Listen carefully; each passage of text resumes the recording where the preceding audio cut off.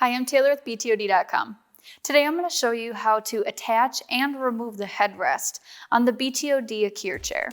To attach the headrest, you're going to first take off the tabs that are on the back of the chair that are right here on the top. And I am going to use a flat-headed screwdriver just to kind of pop those tabs out.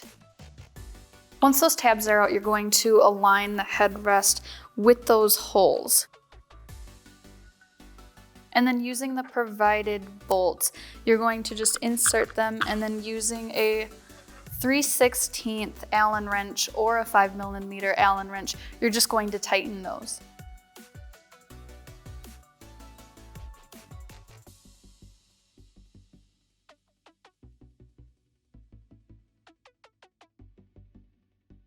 Once they are both in, just make sure that they both are tightened securely.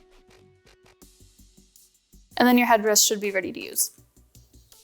To remove the headrest from the Akir chair, you're going to need to use a 5mm Allen wrench or a 3/16" Allen wrench, and just remove the two bolts that are holding the headrest in place.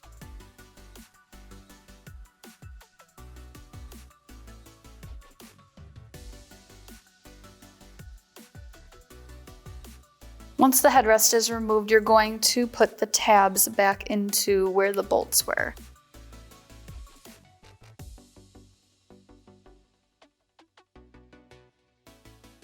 And that is how you attach and remove the headrest on the BTOD Akir chair.